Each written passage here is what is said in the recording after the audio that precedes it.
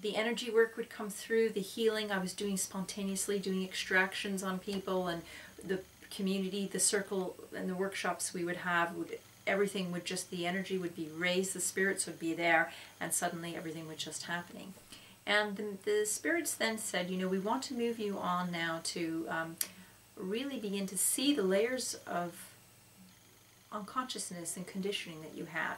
And the color masters started coming in so that we could begin to really take a spotlight and shine it on the really dark nooks and crannies in our being, so we could begin to transform our consciousness. And, you know, one of the things they said to us was, you know, it's a color.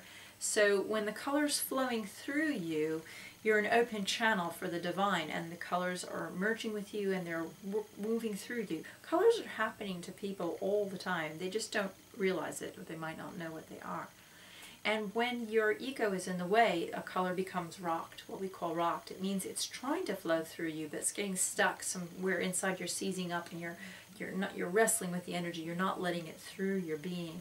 So the colors were given to us as a map, as a tool of self-exploration. And as soon as you saw it, this is how I'm holding on, this is how my ego will not let go of this bit. And then you really had to learn, you really had to look. And then that awakening, putting the spotlight on that part of yourself, it would implode the rock, and then you would be free. But then the universe gives you other rocks to explore. So you're constantly learning about the mechanism of your mind limiting your experience and making you a small person. So the rocks help you to identify where you're holding on or holding back from being your authentic self, where you're limiting yourself. So that was a wonderful device. You also, as we started getting charts with the colors, and we also began to own the bits of us that were gifted. And we say those are Sphinx rays or brooding rays. And those are the colors that we agreed to come here to share. So you're an adept at transmitting those rays, or those states of consciousness. So the colors represent states of consciousness, awareness of certain aspects of our human experiencing. So then you began to see what your gifts were, and then you began to see what your blocks were. And then working with the two. Yeah? It was very interesting. And then working in community, in a circle, you begin to see also, you might think, I don't like that person very much. And then when you see that their colors are very high, they're adepts on the rays that you're stuck on, you're like, oh, it's not that I don't like the person, I'm actually scared of that energy. I'm scared of allowing that in myself, and so I'm feeling resistance to that person because they're so flowing in the area where I'm holding on. And then you start realizing, God, that's my ego. You know, so it was a process of self-learning. It was really wonderful to see that.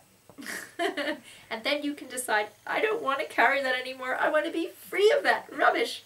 And you become a faster person. You let go of the small you, and you go with the visionary you. And you realize you have a choice every moment.